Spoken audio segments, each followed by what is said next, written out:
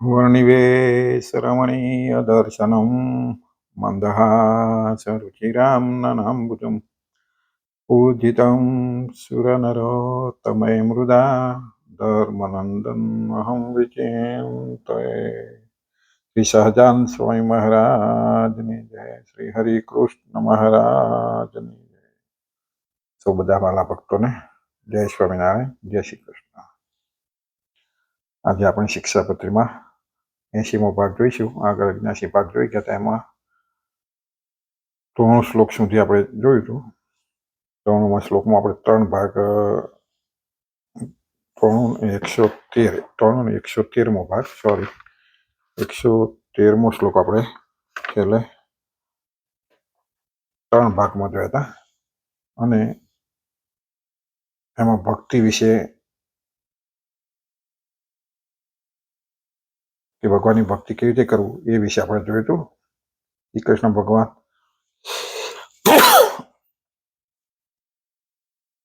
એવા જે શ્રી કૃષ્ણ ભગવાન ત્યાંની જે ભક્તિ તે પૃથ્વીની છે, સર્વે મનુષ્ય તેમણે કરવી આપણે જોયું. અને ભક્તિ થકી બીજું કલ્યાણકારી કોઈ સાધન નથી. હવે 114મો શ્લોક લઈએ આપણે આજે. ગુણેનામ ગુણવત્તાયા જ્ઞેયમ એતત પરમ ફલમ કૃષ્ણે ભક્તિશ્ચ સત્સંગો અન્યથા યાંતિ વેદોપ્યતઃ. એનો અર્થ થાય છે ગુજરાતીમાં, વિદ્યાધિક ગુણવાળા જે પુરુષ તેમના ગુણવાનપણાનું એ જ પરમ ફળ જાણવું. વિદ્યાધિક ગુણ મેળવવાના એટલે કે ગુણવાન પુરુષ હોય તેમનું પરમ ફળ શું? તો કે જે શ્રી કૃષ્ણ ભગવાનની વિશે ભક્તિ કરવી અને સત્સંગ કરવો. અને ભક્તિ અને સત્સંગ એ બે વિના તો વિદ્વાન હોય તો પણ અધોગતિને પામે છે. એટલે ગમે એટલો ભણેલો ગણેલો વિદ્વાન હોય, ગમે એટલી બુદ્ધિવાળો હોય, પણ જો એનામાં સત્સંગ અને ભક્તિ નથી તો એ વિદ્વાન હોય કે ગમે તેવો હોય પણ એ અધોગતિને પામે. અધોગતિ એટલે પતનને પામે. પતન એટલે એના જીવનો નાશ એવો થાય કે જે એનું કલ્યાણ ના થાય. સવળા માર્ગે ચાલે નહીં, અધપતનના રસ્તે ચાલે.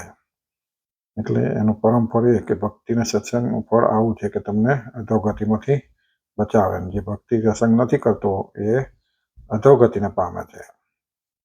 એ મહારાજ કહે છે કે વિદ્યાધિક ગુણવાળા પુરુષના ગુણપરાનું એ જ પરમ ફળ, જે ભગવાનની વિશે ભક્તિ કરવી અને સત્સંગ કરવો. ભક્તિ અને સત્સંગ વિના વિદ્વાન હોય તો પણ અધોગતિને પામે છે. સતાનંદ સ્વામી સમજાવતો કહે છે કે પુરુષની અંદર વિદ્યાદિક રૂડા ગુણો હોય પણ જો ભક્તિ ન હોય તો એ ગુણો નકામા છે. અને ભક્તિ અને સત્સંગ વિના કોઈ પણ ગુણોની સાર્થકતા નથી. સ્વામી કહે છે કે ગમે એટલું ગમે એટલી વિદ્યા પ્રાપ્ત કરેલી હોય, મોટો પંડિત ગણાતો હોય, સભામાં પણ બીજાને પાછા પાડે એવી બુદ્ધિ ધરાવતો હોય, એવી વિદ્વતા હોય, તો બીજા કોઈ સારા ગુણો હોય, પણ જો એનામાં ભક્તિ ના હોય તો બધા ગુણો નકામા છે. ભક્તિ એટલે આપણે આગળ જોઈ ગયું, શ્રી કૃષ્ણ ભગવાનની ભક્તિ. ભક્તિ એટલે ભગવાનમાં પ્રેમ કરવો, ભગવાનની સેવા કરવી ભક્તિભાવથી, પ્રેમથી, એને ભક્તિ કરવી. જેનામાં ભક્તિ નથી, ભગવાનની ઉપાસના નથી, એ ગમે એવો હોય તો પણ એ અધોગતિ પામે એવું કહ્યું. એટલે એના બધા બીજા જે ગુણો હોય ને બધા નકામા છે. એ કામમાં એના જીવાત્મા માટે કામમાં નહીં આવે.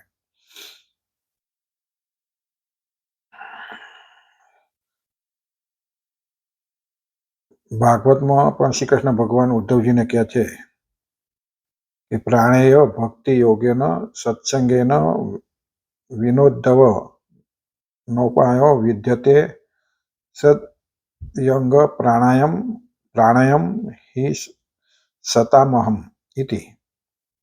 એટલે કે કહે છે કે હે ઉદ્ધવ, ભક્તિ યોગ અને સત્સંગ વિના મોટે ભાગે મોક્ષનો બીજો કોઈ સારો ઉપાય નથી. ઉદ્ધવજીને જ્ઞાન આપતા શ્રી કૃષ્ણ ભગવાન કહે છે કે ભક્તિ યોગ એટલે ભક્તિ અને સત્સંગ વિના મોટે ભાગે મોક્ષનો બીજો કોઈ સારો ઉપાય નથી. એથી કોઈ બીજો કોઈ સારો ઉપાય નથી મોક્ષ માટે. એટલે ભક્તિ અને સત્સંગ બે તો હોવા જ જોઈએ.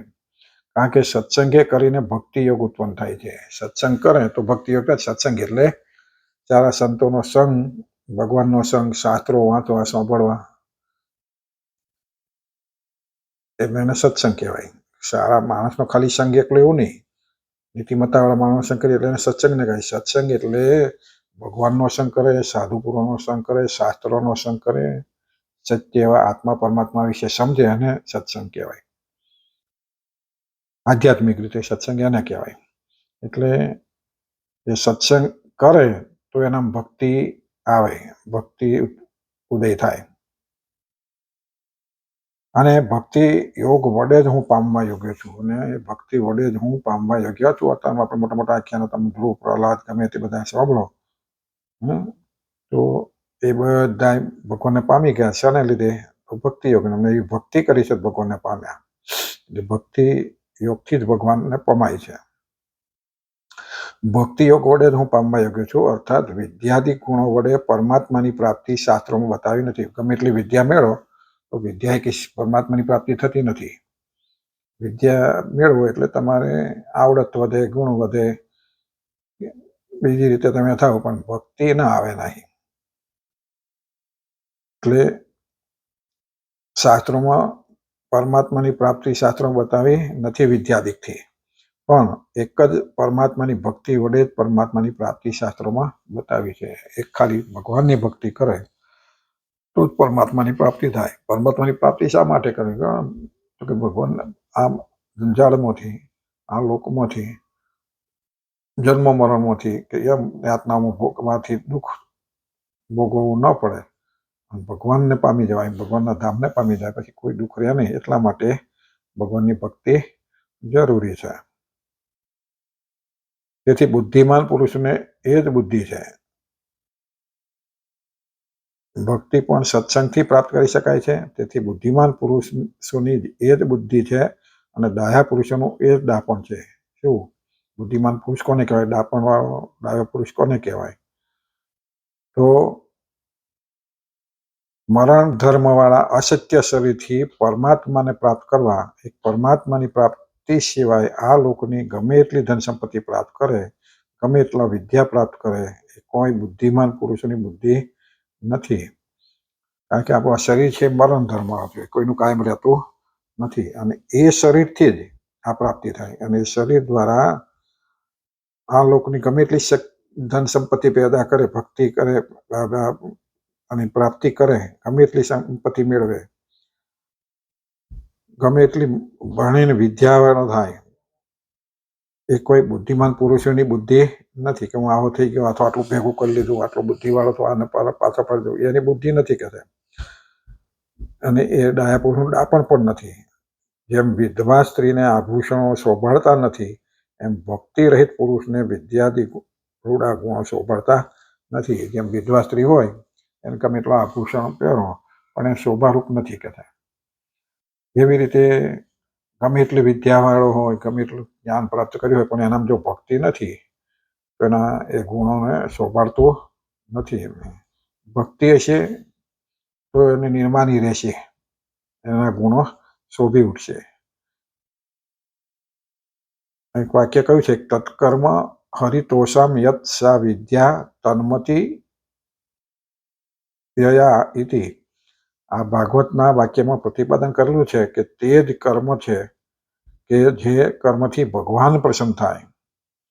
કર્મ તો કે એને ભાગવતમાં એવું કહ્યું, કર્મ એને જ કહેવાય કે જે કર્મ કરવાથી ભગવાન પ્રસન્ન થાય, એને જ કર્મ સાચું કર્મ કહેવાય. કર્મ કરવા છતાં જો ભગવાન પ્રસન્ન થાય નહીં તો એ કર્મ નથી, પણ અકર્મ જ છે. કર્મ ગમે એટલું કર્મ કરો તો કે છે એને જો ભગવાન રાજી ના રહેતા હોય, ભગવાન પ્રસન્ન ના થતા હોય, ભગવાનને ગમતું ન એવું કર્મ આપણે કરીએ તો કર્મ નથી, અકર્મ છે. ભગવાનને પસંદ કરવા, ભગવાન જેમાં રાજી થાય એવા જે કર્મ હોય એને જ સાચી અર્થમાં કર્મ કહે છે, એવું ભાગવત કહે છે. એ જ રીતે તે જ વિદ્યા છે કે જે વિદ્યાથી ભગવાનમાં ભક્તિ ઉત્પન્ન થાય. વિદ્યા પણ એને જ કહેવાય કે જે વિદ્યા દ્વારા ભગવાનમાં મન જોડાય, ભગવાનની ભક્તિ થાય, ભગવાનની ભક્તિ ઉત્પન્ન થાય, એને સાચા અર્થમાં વિદ્યા કહેવાય. વિદ્યા પ્રાપ્ત કરવા કરતા છતાંય પણ જો ભગવાનની ભક્તિ ઉત્પન્ન ન થાય તો વિદ્યા નથી, પણ અવિદ્યા છે. અને વિદ્યા પ્રાપ્ત કરવા છતાંય જો ભગવાનનું મન ના જોડાતા હોય, ભગવાનની ભક્તિ ના થતી હોય તો સાચા અર્થમાં કે વિદ્યા નથી, પણ શું કે છે, અવિદ્યા છે, ખોટા રસ્તે લઈ જાય. સાચી વિદ્યા એ નથી. અને જો ભક્તિ ઉત્પન્ન ન થાય તો એ વિદ્યા નિરર્થક કહેલી છે. અને વિદ્યા મેળવ્યા પછી જો ભક્તિ તમામ ઉત્પન્ન ન થાય તો કે એ વિદ્યા નિરર્થક, કોઈ કામની નથી. આ લોકોને લીધે કદાચ કહે છે ભાઈ તમે એટલું પામી શકશે, પણ એ બધું નિરર્થક છે. આપણે જાણીએ છીએ કે આ વસ્તુ કોઈ આ કાયમ રહેતી નથી. માટે ખૂબ પરિશ્રમ કરીને પ્રાપ્ત કરેલી વિદ્યાનું એ જ ફળ ઋષિઓએ કહેલું છે. માટે ખૂબ પરિશ્રમ કરીને પ્રાપ્ત કરેલી જે વિદ્યાનું એ જ ફળ કહેવાય કે ઋષિઓએ કહ્યું કે જે વિદ્યાથી ભગવાનમાં ભક્તિ ઉત્પન્ન થાય, અને જો ભગવાનમાં ભક્તિ ઉત્પન્ન ન થાય તેના પરિશ્રમનું કોઈ પણ ફળ નથી. ગમે એટલો પરિશ્રમ કર્યો હોય તો એ પરિશ્રમનું ફળ ત્યારે જ કહેવાય કે એનાથી ભક્તિ ઉત્પન્ન થાય, તો જ એ સાચું કર્મ છે અથવા સાચું ફળ છે એનું. અને જો ભગવાનમાં ભક્તિ ઉત્પન્ન ના થતું હોય વિદ્યા ભણીને, તો એ પરિશ્રમનું કોઈ ફળ નથી. એને પરિશ્રમ કર્યો એ જ એનું ફળ છે. ફળ શું? પરિશ્રમ કર્યો એ જ એનું ફળ છે. શબ્દ બ્રહ્માણી નિષ્ણાતો ન નિષ્ણાયાત પરે યદિ શ્રમસ્તસ્ય શ્રમફલો યુધેનું મિવ રક્ષત ઇતિ.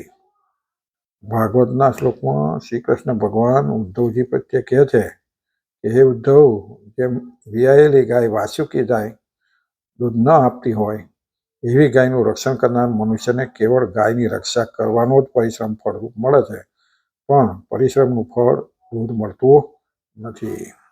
એટલે ભાગવતમાં ઉદાહરણ આપ્યું કે વિયાયેલી ગાય વિયાયેલી દૂધ આપતું હોય પણ વસુકી જઈને દૂધ ના આપતી હોય, પછી આપણે વસુકી જાય એટલે ફરી દૂધ આપવાનું બંધ કરી દે અને પછી દૂધ ના આપે, તો એવી ગાયને પછી શું કરવાનું? પાલન પોષણ જ કરવાનું, ખાલી એનું રક્ષણ કરવાનું, એ જ એનો શ્રમ છે.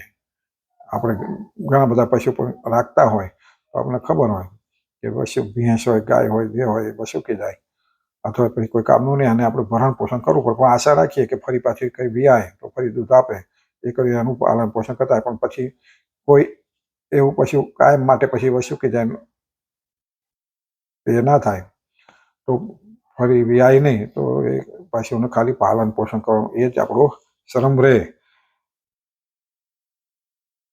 એવી રીતે તેમજ જે પુરુષ શાસ્ત્રોમાં નિષ્ણાત હોય છતાંય જો પરબ્રહ્મ પરમાત્માનું જ્ઞાન દ્વારા ભક્તિ સંપાદન કરવામાં નિષ્ણાત ન હોય, તે શાસ્ત્ર ભણવામાં જે પરિશ્રમ થયો હોય એ જ ફળરૂપ મળે.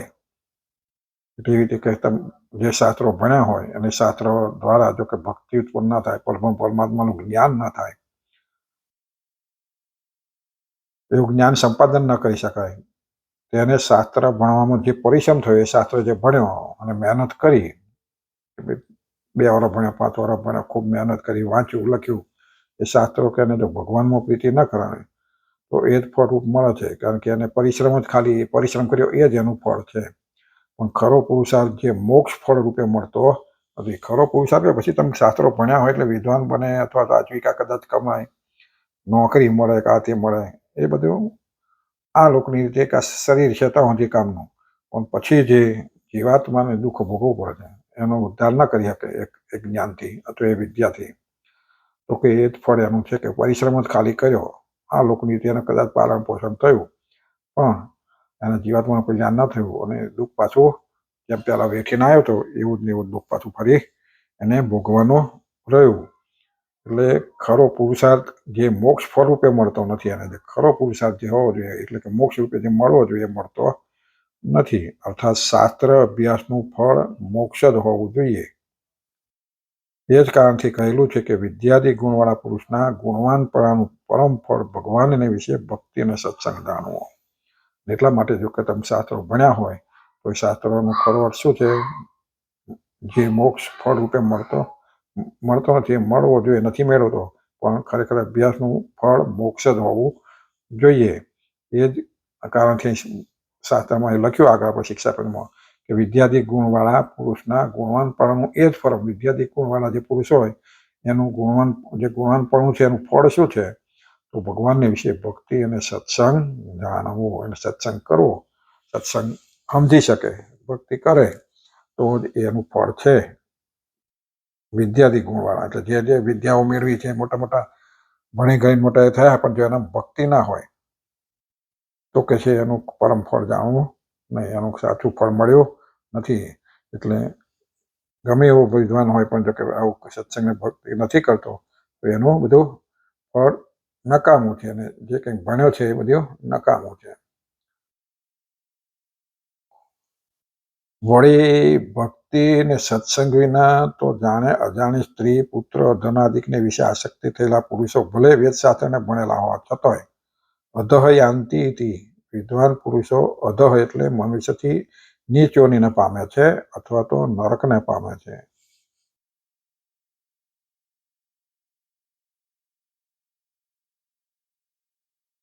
શું કહ્યું કે વળી ભક્તિ અને સત્સંગ વિના તો જાણે અજાણે સ્ત્રી પુત્ર ધનાદિકને વિશે આસક્ત થયેલો પુરુષો ભલે વેદશાસ્ત્રને ભણેલો હોય છતાંય અધઃ યાંતિ એટલે કે વિદ્વાન પુરુષો હોય છતાંય પણ અધઃ એટલે કે મનુષ્યથી નીચ યોનિને પામે છે. પછી એને બહુ ભણેલો ગણેલો વિદ્વાન હોય કે છે શાસ્ત્રો બહુ જ્ઞાન મેળવ્યું પણ જ્ઞાન મેળવ્યા પછી જાણે અજાણે સ્ત્રી પોતાના પુત્ર સગાવાલા સંબંધી ધન આદિમાં આસક્ત રહેતો હોય. એનું મૂળ આશય ધનનો જ હોય. સગા અને પરિવાર સ્ત્રી પુત્ર એને જ ખાલી એમાં બંધાયેલો રહેતો હોય તો કે એ ભલે વેદશાસ્ત્રનો ભણેલો છતાંય કેવો છે અધયાંતિ એટલે કે અધપતનને પામે છે. અધપતન પામે એટલે પછી એનું કલ્યાણ કરી શકતો નથી. એને પાછું જે દુઃખ ભોગવવાનું દુઃખ અધન નીચ યોનિને એટલે કે છે પછી એને અથવા તો નરકને પામે છે. કોઈ નીચ યોનિમાં જન્મ લેવા પડે. આની 1,84,000 જે યોનિઓ છે એમાં જન્મ લેવા પડે. નરક દુઃખ 1,84,000 દુઃખ બધું ભોગવવું પડે છે એટલે એને અધપતન કહ્યું. અધ્યંતે નિયતે યામે દૂતે ભક્તિમ વિના હરે ઇતિ. પોતે અતિ પરિશ્રમથી વિદ્યાર્થી ગુણ સંપાદન કર્યા હોવા છતાં જો ભગવાનમાં ભક્તિ ન હોય ને કેવળ સ્ત્રી ધનાદિકની વિશે આસક્તિ થયેલા હોય આવા પુરુષોને યમદૂતો યમલોકને વિશે લઈ જાય છે.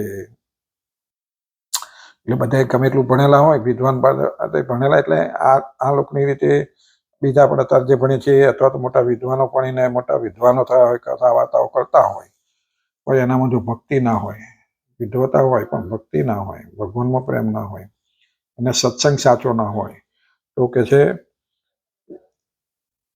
એને એવા ગુણો પ્રાપ્ત કર્યા છતાંય પણ જો ભગવાનમાં ભક્તિ ન હોય ને કેવળ એને પોતાનું જ શરીરનો અથવા પોતાના સંબંધી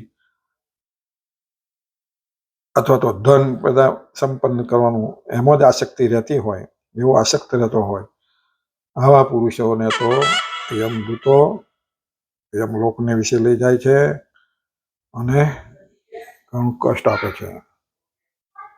અને વળી ભાગવતમાં પ્રહલાદજીએ પણ કહેલું છે. પ્રહલાદજી ભાગવતમાં શું કહે છે કે વિદ્વાન પિત્થમ ધનુજા કુટુંબમ પુણ્યન સ્વલોકાય ન કલ્પતે વૈ ઇતિ.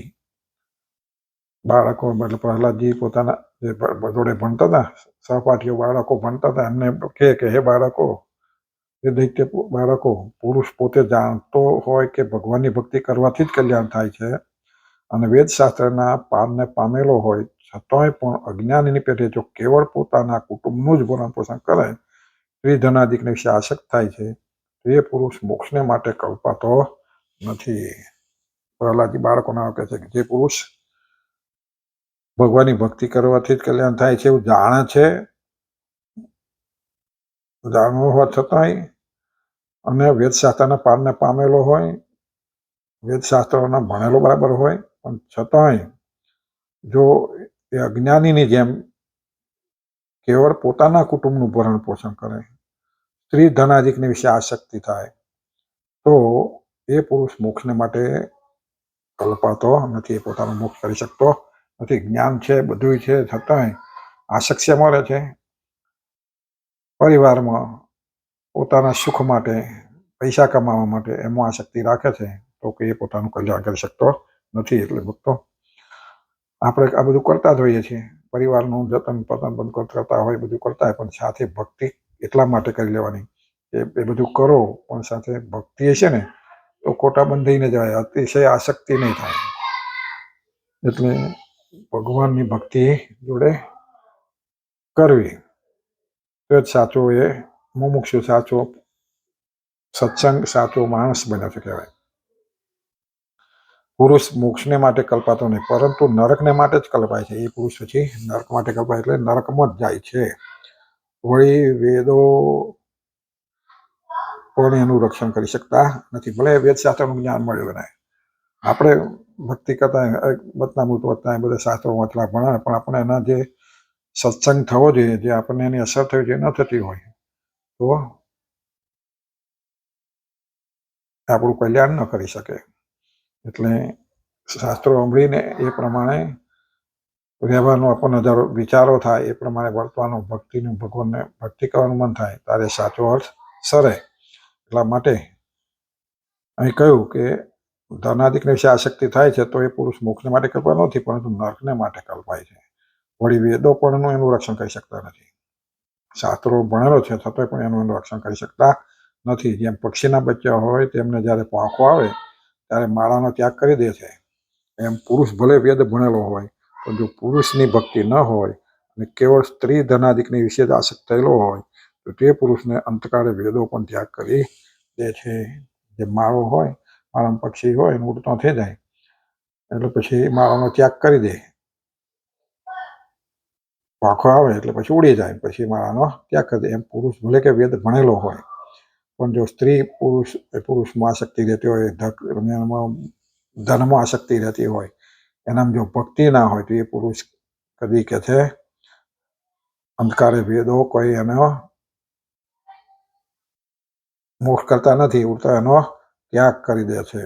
અર્થાત વેદો તેનું રક્ષણ કરી શકતા નથી. માટે જ ભક્તિ અને સત્સંગ વિના તો વિદ્વાન હોય એ પણ અધોગતિને જ પામે છે. આવો શ્રી હરિનો અભિપ્રાય છે. આગળના શ્લોકમાં આપણે જે 13મો જોયો તો ત્યારે કે ભક્તિ કરવી શ્રી કૃષ્ણ ભગવાનની, અને ભક્તિ શું છે એના વિશે આપણે ગઈ વખત 3 શ્લોકમાં વિસ્તારથી જોયું હતું. અને એવી ભગવાનની ભક્તિ, ભગવાન સિવાય કોઈ દેવની, આગળ આવ્યું હતું કે કોઈ દેવની દેવીની ઉપાસના થાય નહીં, ભગવાનની જ ભક્તિ થાય, કારણ કે ભગવાન સિવાય કોઈ મોક્ષ આપી શકતું નથી. એટલે ભક્તિ કરવી તો